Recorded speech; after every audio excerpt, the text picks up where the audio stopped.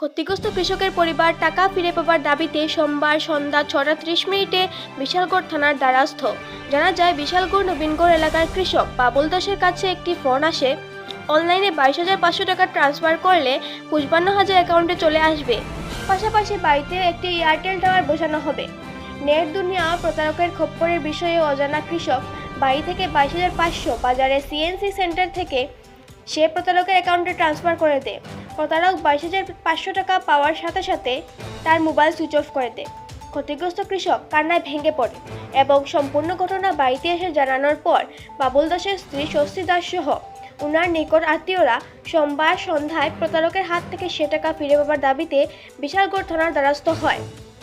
বর্তমান সময়ে ভারতবর্ষে বিভিন্ন রাজ্যের মন্ত্রী থেকে জেলাশাসক, মহকুমা শাসক, এমনকি পুলিশ প্রশাসনের বিভিন্ন আধিকারিকরা এই প্রতারকের খপ্পরে পড়ে সর্বশান্ত হয়েছে। সেই বিষয়ে বোধগম্য নেই জমিতে কৃষিকাজ করে অন্যের মুখে অন্ন দেওয়া সেই কৃষকের। নবীনগড় এলাকার কৃষকের নিজের বাড়িতে এয়ারটেল টাওয়ার বসবে, সেই আনন্দে কাউকে না জানিয়ে পরিবারের লোকদের সারপ্রাইজ দেবে।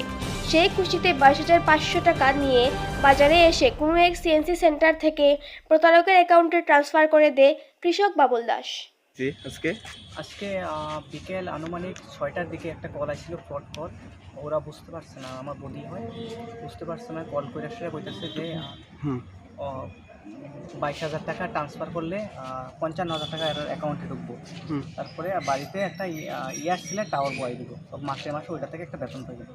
ওইরকম ভাববে তারা 22,000 টাকা ট্রান্সফার করছে দোকানে, 22,500 টাকা। কোন নাম্বার থেকে এর নাম্বারে করছে টাকাটা? হ্যাঁ, টাকাটা গুগল পে নাম্বার। এখন এলাকার কোনো হ্যাঁ, দোকানে। কি দোকানে আছিল? CC centre. আচ্ছা, তোমার বাড়ি কোনখানে? আমার বাড়ি নবীনগর কলোনি। তোমরা এলাকাবাসী? তোমার এলাকাবাসী। তোমার নাম কি? আমার নাম পরাণ মিয়া। যে লোকটার সাথে এমন করছে এর নাম কি? বাবুল দাস। বাবুল দাস না? টোটাল কত টাকা? 22,500 টাকা। কি করে দেন এমনিতে? এমনিতে কৃষি কাজ করে আর কি। তাই নাম কি? যে মহিলার নাম? সরস্বতী দাস। থানাতে জানাইছো? হ্যাঁ, এখন থানাতে জানাইছি। কি কইছে? তারা কইছে কালকে এখনো বড়বাবু নাই, কালকে 12টার সময় এসে যোগাযোগ করাবো। এখন কি চাও? আমরা চাই টাকাটা, গরিব মানুষ টাকাটা যত রিটার্ন পাই ওইটাই চাই। Bureau report, Dharmanagar news online.